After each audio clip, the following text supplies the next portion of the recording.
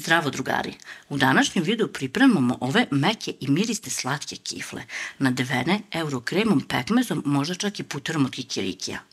Premazujemo ih još i puterom, tako da cijela kuća miriši. Idemo brzo da ih pravimo. U posudu za mešanje stavljamo 800 g mekog brašna. Dodajemo jednu kašičicu soli, pa sve to promešamo.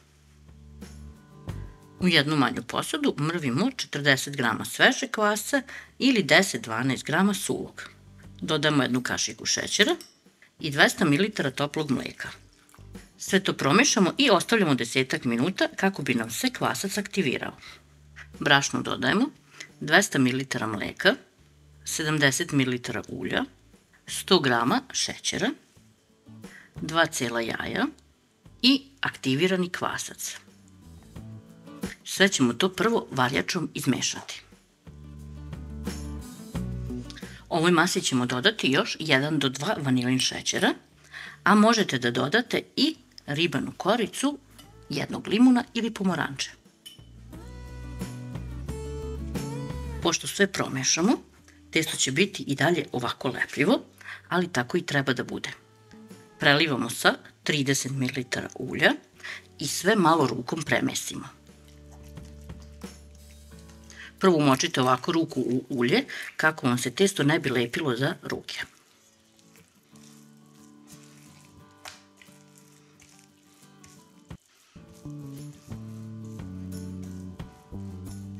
Ovako umešano testo ostavljamo 60 minuta da odstoji.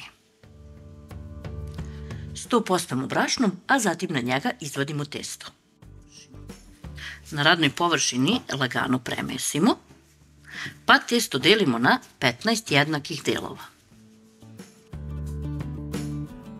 Ispred sebe pospemo sto brašnom, pa svaki ovaj deo testa oblikujemo u lopticu. Slobodno uzmite brašna, jer se testo lepi.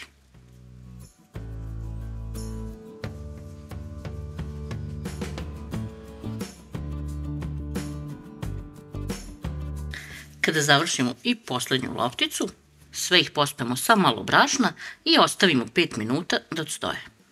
Nakon 5 minuta uzimamo jednu po jednu kuglicu, raširimo ih otprilike na širinu 10 cm, a na dužinu 15 do 20 cm.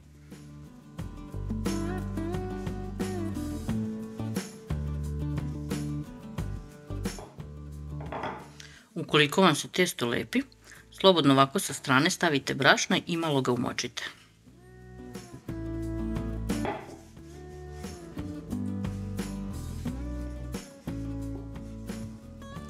Na ovaj deo ovde stavite eurokrem. Ovaj ovde deo zasecite, ali nemojte do kraja. Prebacite i pritisnete kako nam eurokrem pri pečenju ne bi cureo. A zatim i uvijete. I stavite tu negdje sa strane ili odmah u pleh.